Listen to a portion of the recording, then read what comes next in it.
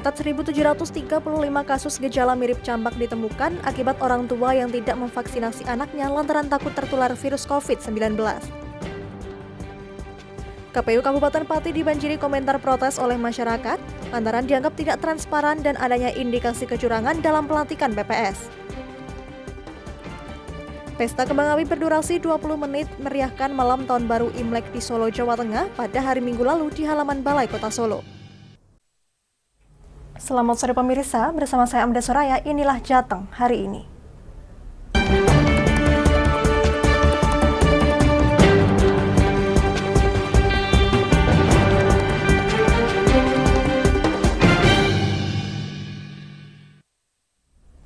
Pemirsa, usai Komisi Pemilihan Umum atau KPU Kabupaten Pati mengumumkan hasil seleksi Computer Assisted Test atau CAT bagi calon anggota Panitia Pemungutan Suara atau PPS. Sosial media Instagram milik KPU Kabupaten Pati pun banjir komentar keluhan dari masyarakat. Pada berakhirnya mandat jabatan dengan sepenuh waktu, jujur, dan adil. Akun Instagram resmi milik KPU Kabupaten Pati pada Senin 24 Januari 2023 banjir komentar dari masyarakat. Usai mengumumkan hasil seleksi Computer Assisted Test atau CAT bagi calon anggota Panitia Pemungutan Suara atau PPS di Kabupaten Pati. Diduga masyarakat menemukan banyak sikap tidak transparan dari KPU, yang diduga dalam mekanisme tes calon anggota PPS tersebut terjadi kecurangan. Dari komentar masyarakat Kabupaten Pati tersebut, masyarakat menemukan banyak perangkat desa setempat yang terpilih menjadi panitia PPS. Ada juga masyarakat yang menemukan kasus peringkat nilai CAT yang diduga telah dilakukan manipulasi. Terlihat dalam kolom komentar postingan milik KPU Kabupaten Pati, masyarakat ramai-ramai mengadukan adanya permasalahan ini kepada pejabat provinsi dan pusat, dengan menandai akun Instagram milik Presiden Joko Widodo, Gubernur Jawa Tengah Ganjar Pranowo, Komisi Pemberantasan Korupsi Pusat, serta akun resmi milik Bawaslu Pusat. Sementara itu, Ketua KPU Kabupaten Pati Imbang Setiawan saat ditemui tim Lingkar TV usai pelantikan anggota PPS terpilih pun mengelak terkait adanya dugaan kecurangan dalam proses seleksi calon PPS di Kabupaten Pati. Pihaknya mengklaim bahwa seleksi yang dilakukan sejauh ini tidak ditemukan kecurangan dan sudah sesuai dengan prosedur yang ada. Terkait penerimaan ini kemarin ada banyak kecurangan gitu Pak, apakah benar atau tidak Pak? Jadi begini, terkait dengan proses kita lakukan sesuai dengan tahapan, mulai dari tahapan wawancara, terus kemudian CAT, jadi kita lakukan sudah sesuai dengan prosedur yang ada. Meskipun mendapat banjir keluhan dari masyarakat, prosesi pelantikan anggota PPS terpilih di Kabupaten Pati tetap dilaksanakan pada hari ini Selasa 24 Januari 2023, bertempat di lapangan Stadion Olahraga Joyokusumo Pati. Sebanyak 1.218 anggota PPS terpilih hadir dalam pelantikan tersebut yang berasal dari 400 desa dan kelurahan di 21 kecamatan di seluruh wilayah Kabupaten Pati. Pelantikan tersebut juga dihadiri oleh PJ Bupati dan Forkopimda serta camat dan kepala desa. Pelantikan panitia pemungutan suara, jadi di tingkat desa dan kelurahan.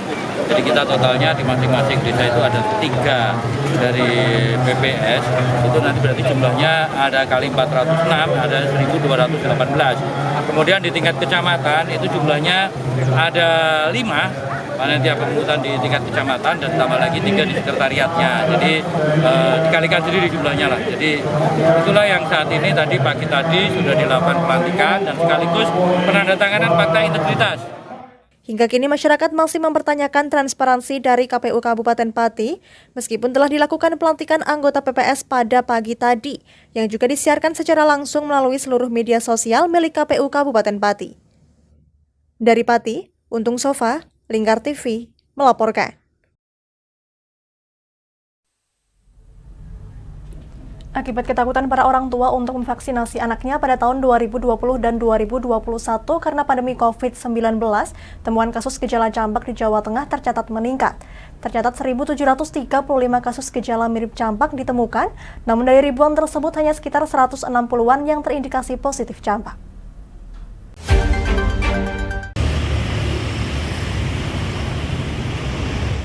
Dinas Kesehatan Provinsi Jawa Tengah mencatat banyak anak di bawah umur 5 tahun belum mendapat vaksinasi campak akibat ketakutan orang tua yang takut anaknya tertular virus COVID-19 jika mengimunisasi anaknya pada tahun 2020 dan tahun 2021 yang lalu. Tercatat 1.735 kasus gejala mirip campak ditemukan di Jawa Tengah. Namun dari ribuan temuan tersebut hanya sekitar 160-an kasus yang terindikasi positif campak. Subkoordinator Surveillance dan Imunisasi Dinas Kesehatan Provinsi Jawa Tengah mengungkapkan, ketakutan para orang tua yang tidak mengimunisasi anaknya pada masa pandemi COVID-19 turut berdampak pada anak-anak yang muncul gejala-gejala yang mirip campak tersebut. 2 tahun itu tentu jeda yang cukup panjang dan tentu akan berdampak pula pada anak-anak kita. Nah, ada setelah tidak dilakukan vaksin ini selama 2 tahun tersebut, anak-anak ini mungkin muncul gejala-gejala yang mirip dengan campak tadi, ya. Demam, ada bercak-bercak, ya. Tapi itu semuanya kan harus ditambah dengan pemeriksaan penunjang di laboratorium. Lebih lanjut disinggung Sukoharjo yang menjadi kabupaten terbanyak ditemukan kasus gejala campak, Atin Suesti mengaku pihaknya telah menindaklanjuti bersama dengan Dinas Kesehatan Sukoharjo dan saat ini kasus dapat teratasi. Pihaknya mengimbau kepada orang tua untuk wajib mengimunisasi lengkap anak-anaknya dari usia baru lahir hingga 5 tahun, termasuk vaksin untuk campak. Dari Semarang, Fajar Mukti, Lingkar TV, melaporkan. Temuan kasus demam berdarah dengue atau DBD di Provinsi Jawa Tengah meningkat. Kerubukan kabupaten tertinggi insiden rate DBD tahun 2022 dengan 1.298 kasus. Selain kerubukan Kabupaten Sukoharjo dan Pekalongan menyusul berada di posisi 3 besar kabupaten kota dengan temuan DBD tertinggi di Jawa Tengah.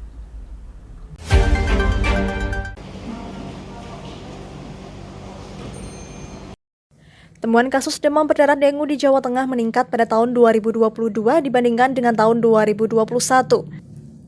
Namun Dinas Kesehatan Provinsi Jawa Tengah mengaku kenaikan tidak terlalu signifikan.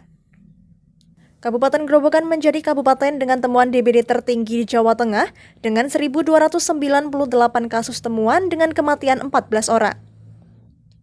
Bersama dengan Grobogan, Kabupaten Sukoharjo dan Pekalongan juga menjadi 3 besar dengan temuan kasus tertinggi di Jawa Tengah, disusul Kabupaten Pati, Blora, Kudus di bawahnya. Terkait hal tersebut, Dinas Kesehatan Provinsi Jawa Tengah mengaku belum dapat memastikan kenaikan tersebut akibat dari fakta lapangan penyebaran nyamuk Aedes aegypti yang meluas ataukah tingkat pendataan petugas yang progresif melaporkan. Ya, dan itu kan sangat erat terkait dengan pemberdayaan masyarakat juga ya.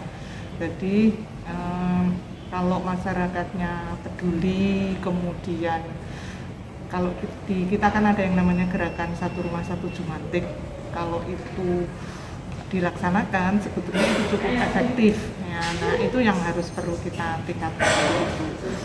Namun epidemiologi Dinkes Jawa Tengah mengungkapkan, meski Kabupaten Grobogan menjadi kabupaten tertinggi dalam temuan kasus, akan tetapi Kota Tegal menjadi kota tertinggi dalam resiko kematian, di mana dari 120 kasus DBD tercatat 7 orang meninggal dunia. Disinggung kabupaten kota terendah, Kabupaten Pemalang, Temanggung, dan Brebes menjadi kabupaten terendah terkait temuan kasus DBD di Provinsi Jawa Tengah. Dinkes Provinsi Jawa Tengah berharap kesadaran masyarakat akan pola hidup sehat dan juga pembasmian sarang nyamuk terus digalakan masyarakat untuk menekan angka temuan kasus DBD di Jawa Tengah. Dari Semarang, Fajar Mukti, Lingkar TV, melaporkan. Jangan kemana-mana pemirsa, kami akan kembali usai jeda pariwara. Tetap bersama kami.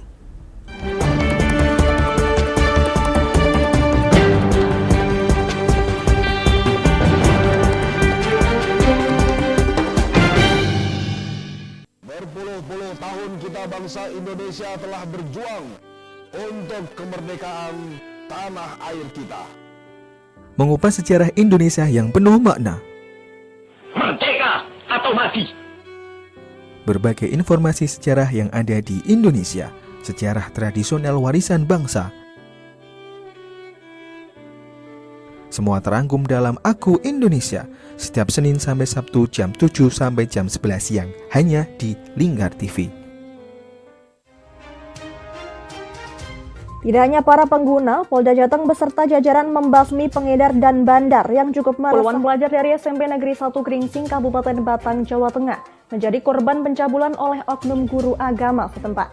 Merangkum semua peristiwa sebagai berita yang penuh fakta. Bersama Amanda Soraya. Inilah Jateng hari ini, setiap Senin hingga Sabtu jam 9 malam, hanya di Lingkar TV.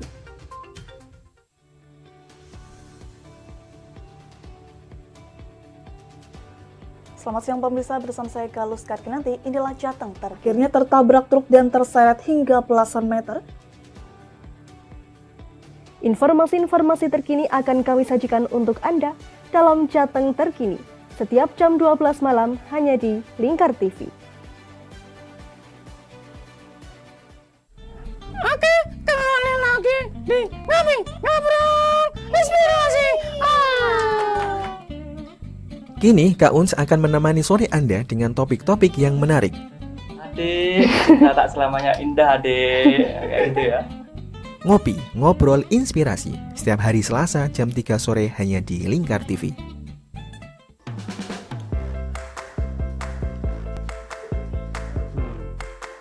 Petualangan yang menarik sang pencinta kuliner.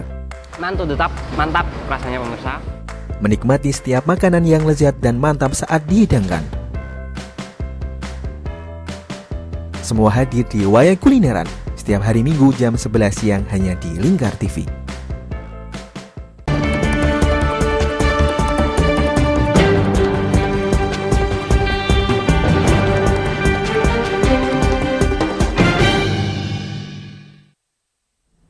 Masih bersama Jateng hari ini pemirsa, 396 orang panitia pemilihan suara Kabupaten Kudus dilantik oleh Komisi Pemilihan Umum. Masing-masing desa terdapat 6 orang petugas dengan rincian hasil urutan asesmen nomor 1 hingga 3 merupakan anggota PPS dan 4 hingga 6 merupakan pengganti antar waktu PPS.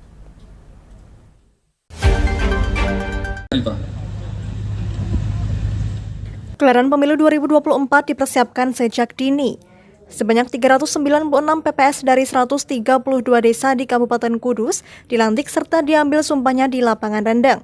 Tak hanya itu, agenda tersebut juga sekaligus apel kesiapan penyelenggaraan pemilu, meski cuaca sangat terik tak menghalangi para anggota PPS untuk mengambil sumpah sebelum lekas bertugas.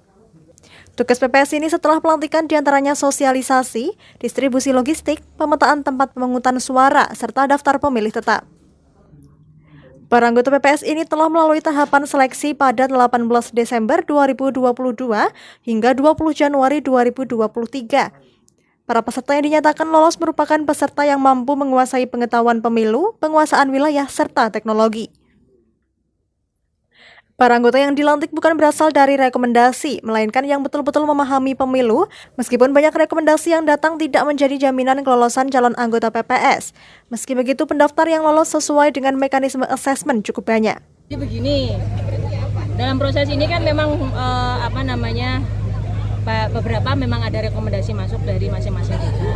Tapi sekali lagi kami sampaikan bahwa rekomendasi itu tidak menjadi jaminan mutlak untuk teman-teman di PPS ini menjadi orang yang terpilih. Tadi juga saya sempat sampaikan bahwa ada banyak yang mereka itu tanpa proses rekomendasi pun lolos karena memang itu kemampuan mereka masing-masing. Sekali lagi, ketika kita bicara rekomendasi bukan berarti kami memprioritaskan rekomendasi-rekomendasi tersebut, tetapi menjadi bagian dari pertimbangan kami karena untuk menjaga kondusivitas wilayah, mereka ini kan lebih mengenal wilayah masing-masing.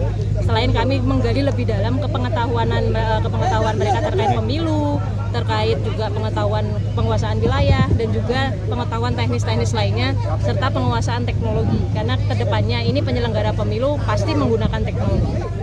Para anggota PPS setelah ini akan segera menghadap ke panitia pemilihan kecamatan untuk membahas sepanjang agenda persiapan pemilu 2024. Bupati Kudus juga mengharapkan para anggota PPS amanah dalam mengemban tugas, mengingat mereka terpilih berdasar kriteria negara. Pemilu ini harus berhasil. Dengan adanya asesmen kemarin, wawancara, adanya seleksi, dan memang saya katakan tidak ada rekomendasi dari siapapun. Ini betul-betul natural, objektif. Di dalam pemilihan PPS ini harapan kami memang betul-betul bisa bekerja dengan baik. Karena PPS ini memang harus memahami terkait masalah politik, ya kan? Karena nantinya akan dia terjun ke lapangan secara langsung sebagai garda terdepan untuk memberikan sosialisasi kepada masyarakat. Para anggota PPS juga diminta melepas atribut organisasi yang melekat pada diri mereka masing-masing dan bersikap netral menuju pemilu 2024. Dengan begitu akan tercipta iklim pemilu yang netral tanpa memihak pihak manapun. Tak hanya itu, sikap profesionalisme dan nasionalisme harus teriring dalam setiap tugas PPS. Dari Kudus, Mutia Parasti, Lingkar TV melaporkan. Pojok baca digital resmi bisa diakses masyarakat Kabupaten Kudus. Berlokasi di Mall Pelayanan Publik Kabupaten, sebanyak 700 eksemplar buku siap menemani para pengunjung baik untuk mengantri maupun yang sengaja hadir di pojok baca digital ini.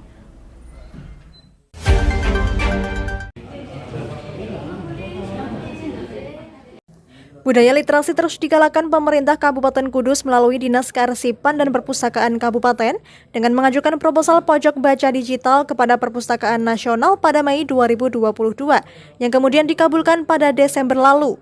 Diresmikan langsung oleh HM Hartopo selaku Bupati Kudus dan dilanjutkan dengan peninjauan langsung di Mall Pelayanan Publik. Persyaratan penempatan Pojadi ini harus di ruang-ruang pelayanan publik. Hal ini dengan sasaran dapat menjangkau masyarakat yang lebih luas dan beragam. Mall pelayanan publik dianggap tepat untuk pelayanan ini. Masyarakat yang mengantri dapat singgah ke pojok baca, pengunjung tak hanya disuguhi 700 eksemplar buku, namun juga ada buku dalam bentuk digital di 4 komputer serta 5 tablet yang bisa digunakan untuk mengakses aplikasi Ibusnas serta iKudus. Tak tanggung-tanggung sebanyak 235 juta rupiah lebih dikucurkan Perpustakaan Nasional berupa buku, Android, Smart TV, serta paket interior. Meski begitu, para pengunjung Pojadi tak dibatasi dari masyarakat Kudus saja. Namun masyarakat luas yang berkunjung di MPP bisa mendapatkan layanan ini.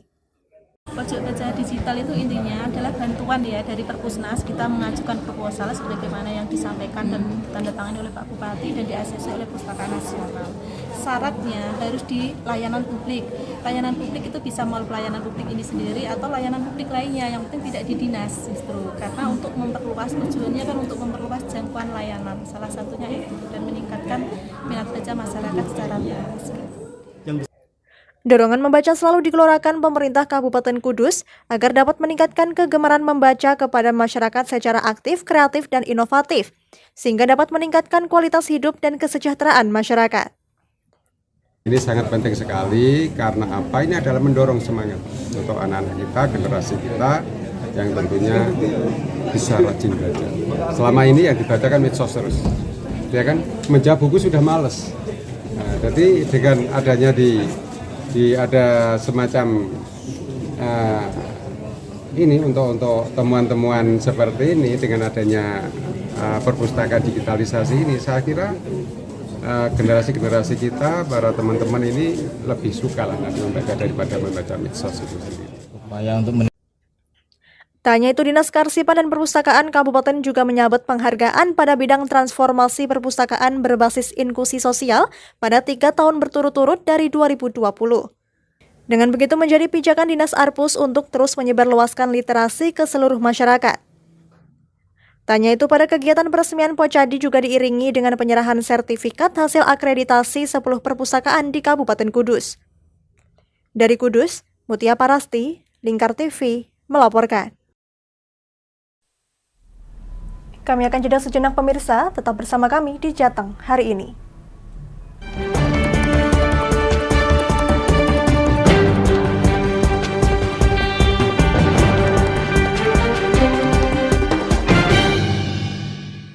Berpuluh-puluh tahun kita bangsa Indonesia telah berjuang untuk kemerdekaan tanah air kita. Mengupas sejarah Indonesia yang penuh makna. Merdeka atau mati. Berbagai informasi sejarah yang ada di Indonesia, sejarah tradisional warisan bangsa. Semua terangkum dalam Aku Indonesia, setiap Senin sampai Sabtu jam 7 sampai jam 11 siang, hanya di Lingkar TV.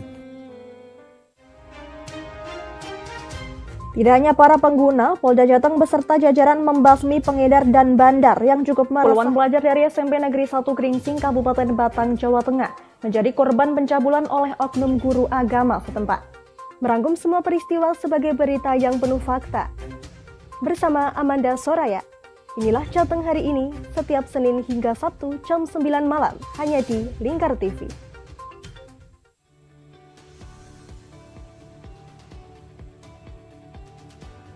Selamat siang pemirsa, bersama saya Galus Karkinanti. Inilah Jateng akhirnya tertabrak truk dan terseret hingga belasan meter. Informasi-informasi terkini akan kami sajikan untuk Anda dalam Jateng Terkini.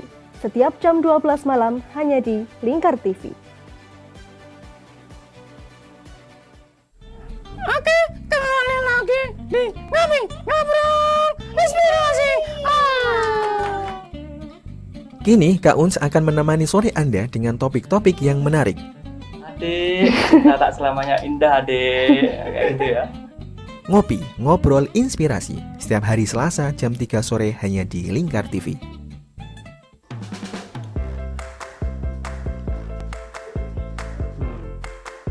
Petualangan yang menarik sang pencinta kuliner. Mantul tetap mantap rasanya pemirsa.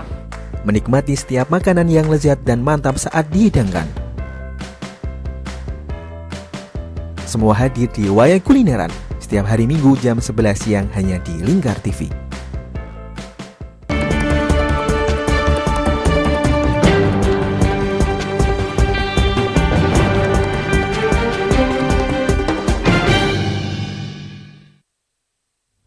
Anda masih menyaksikan Jateng hari ini pemirsa. Presiden Joko Widodo mengikuti Jalan Sehat dalam rangka menuju 1 abad Nahdlatul Ulama atau NU yang berlangsung pada Minggu 22 Januari 2023 di Solo, Jawa Tengah. Dalam kegiatan tersebut, Presiden Jokowi jalan sehat bersama sejumlah tokoh nasional, salah satunya Puan Maharani.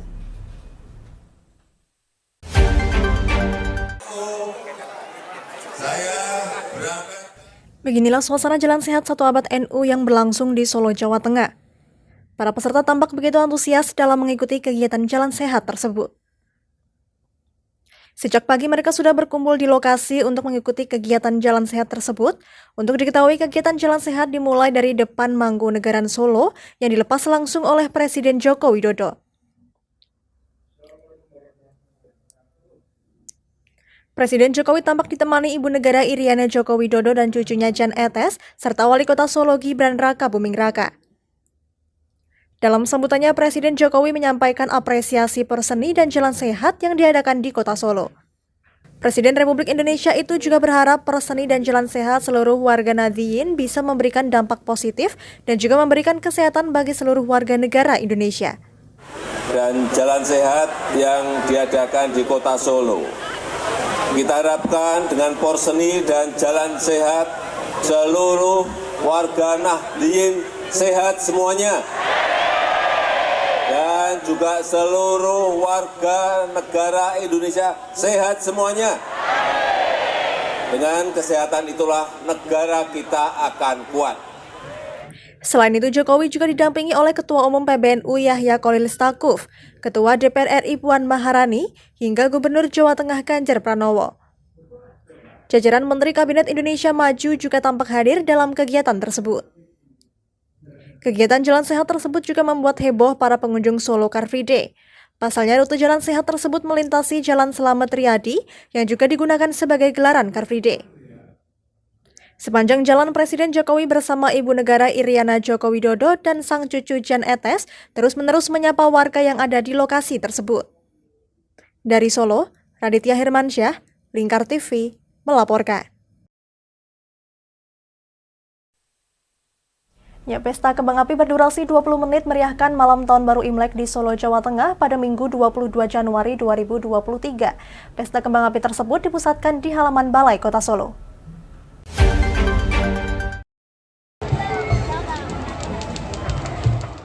Pengunjung tampak memadati area pusat pemerintahan tersebut untuk menyaksikan secara langsung penyalaan kembang api. Kembang api itu dinyalakan oleh operator secara otomatis dari jarak jauh. Hal ini untuk mengantisipasi sesuatu yang tidak diinginkan. Di sekitar lokasi penyalaan kembang api juga dipasangi garis agar pengunjung tak mendekat. Ketua Panitia Bersama Imlek 2023 Sumartono Hadinoto mengatakan bahwa pesta kembang api ini baru kali pertama dilakukan setelah ditiadakan sejak 2015. Pasalnya sejak saat itu penggunaan kembang api dalam perayaan malam tahun baru Imlek dilarang. Menurutnya dalam penyalaan kembang api ini panitia sebelumnya sudah meminta izin ke pihak kepolisian Polda Jawa Tengah. Melihat antusiasme pengunjung untuk menyaksikan malam pergantian tahun baru Imlek di Solo, pihaknya dan panitia Bersama Imlek dan Grebek Sudiro menambah panjang koridor dan geladak hingga Jalan Mayor Sunario. Diizinkan, walaupun ini yang menyalakan dengan panitia tersebut, karena izinnya sekaligus pas ini kan pas ulang tahunnya Bapak Gubernur sekalian pas malam Imlek, jadi kami dan personal kami jadi tolong untuk yang kursi keluarga dan seperti izinkan, makanya malam ini kita bisa bersyukur karena ada kembang api, karena biasanya setiap pergantian tahun itu kita di negara selalu ada kembang api. Wakil Wali Kota Solo Teguh Prakosa mengatakan, perayaan Tahun Baru Imlek merupakan budaya yang sudah berkembang di Solo dan akan terus dilestarikan. Terlebih selama 2 tahun tidak ada perayaan Tahun Baru Imlek di Solo karena masa pandemi COVID-19. Sehingga perayaan tahun ini menjadi momen yang ditunggu masyarakat Solo dan sekitarnya untuk menyaksikan malam pergantian Tahun Baru Imlek. Maka dari itu, ini budaya yang sudah berkembang di Kota Surakarta. Ini akan terus kita lestarikan, dan ini juga kalau kita melihat antusiasme masyarakat Solo dan sekitarnya, saya yakin ini momen yang ditunggu. Karena 2 tahun ini kan masa pandemi kan tidak ada peristiwa yang mengembirakan untuk masyarakat. Wakil Wali Kota Solo Teguh Prakosa juga mengatakan bahwa Pemkot Solo bersama panitia bersama Imlek dan Grebek Sudiro juga menambah venue pesta rakyat perayaan Tahun Baru Imlek dari kawasan Geladak hingga Jalan Mayer Sunario, tepatnya di selatan Benteng Vastenburg. Hal itu dilakukan dengan tujuan agar titik fokus acara tidak pada Balai Kota dan Pasar Gede, tetapi gapura Imlek dibuat di kawasan yang menuju Jalan Mayer Sunario atau lebih tepatnya di depan Pusat Grosir Solo. Dari Solo, Raditya Hirmansyah, Lingkar TV, melaporkan. Demikian Jateng hari ini, saya Mada Soraya dan seluruh kru yang bertugas pamit dari hadapan Anda. Terima kasih dan sampai jumpa.